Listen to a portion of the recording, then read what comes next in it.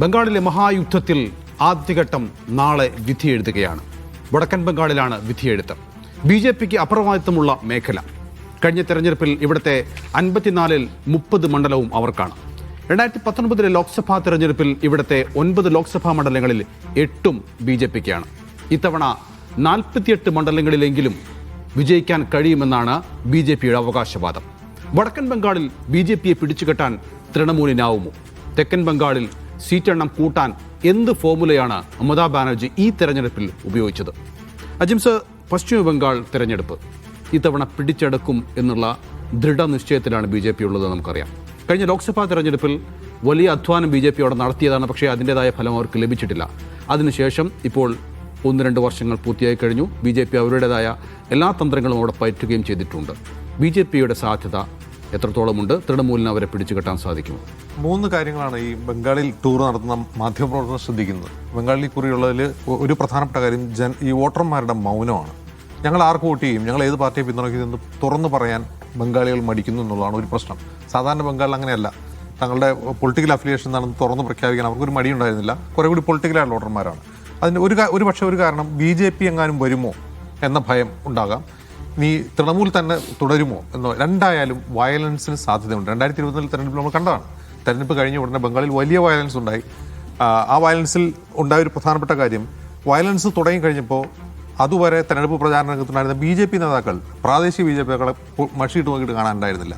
അതായത് അടികൊള്ളാൻ വോട്ടർമാരും താഴെക്കടലുള്ള പ്രവർത്തകർ നേതാക്കളൊക്കെ സ്ഥലം വിട്ടു എന്നൊരു ആക്ഷേപം അവിടെ ഉണ്ടായിരുന്നു.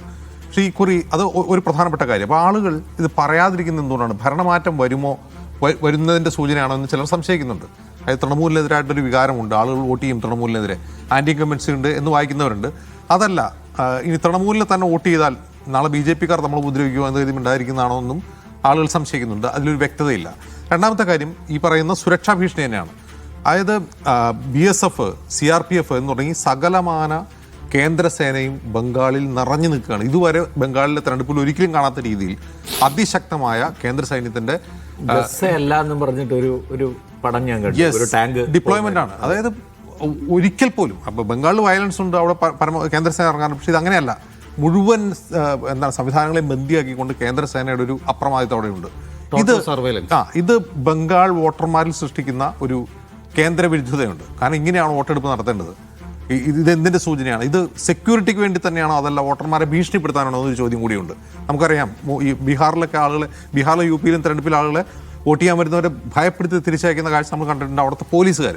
ഇത് കേന്ദ്രസേന ഇങ്ങനെ വന്ന് ഇറങ്ങിയെന്നാൽ ആളുകൾ നിർഭയമായി വോട്ട് ചെയ്യാൻ വരികയാണ് ചെയ്യുക, അതല്ല ആളുകൾ പേടിച്ച് വീട്ടിലിരിക്കുകയാണ് ചെയ്യുക എന്നൊരു ചോദ്യം ഈ അവിടെ നിന്ന് റിപ്പോർട്ട് ചെയ്യുന്ന മാധ്യമപ്രവർത്തകരിലുണ്ട്. മൂന്നാമത്തെ കാര്യം SIR ആണ്. സ്വാഭാവികമായി SIR ഇപ്പോൾ നൗഫൽ ആദ്യം ഇൻട്രോയിൽ പറഞ്ഞ ഒരു കാര്യമുണ്ട്. വടക്കൻ ബംഗാളിൽ BJPക്ക് ആധിപത്യമുണ്ട്, തെക്കൻ ബംഗാളിൽ അത് തൃണമൂലിൻ്റെ ആധിപത്യം തകർത്ത് അവർക്ക് കൂടുതൽ നേട്ടം ഉണ്ടാകാൻ കഴിയുമെന്നുള്ളതാണ്. ഇവിടെ നമ്മൾ ശ്രദ്ധിക്കേണ്ട ഒരു കാര്യം, SIR ഏത് കമ്മ്യൂണിറ്റിയെ ലക്ഷ്യം വെച്ചാണ് ബംഗാളിൽ നടപ്പാക്കിയത് എന്നുള്ള ചോദ്യമാണ്. സ്വാഭാവികമായ ആളുകൾ സംശയിക്കുക മുസ്ലിം കമ്മ്യൂണിറ്റി മാത്രമല്ല, അവിടെ SIRൽ വോട്ട് ഡിലീറ്റ് ചെയ്യപ്പെട്ടതിൽ 60% ദലിത് ഹിന്ദുക്കളാണ്. പ്രത്യേകിച്ച് മധുവ എന്ന് പറയപ്പെടുന്ന വിഭാഗത്തിൽപ്പെട്ട ദലിത് ഹിന്ദുക്കളുടെ വോട്ടുകളാണ് നഷ്ടപ്പെട്ടുള്ളത്. ഈ ദലിത് ഹിന്ദുക്കൾ എന്ന് പറഞ്ഞാൽ ബംഗ്ലാ മോചന കാലത്ത് ബംഗ്ലാദേശിൽ നിന്ന് അഭയാർത്ഥികളായി ബംഗാളിലെത്തിയ ആളുകളാണ്.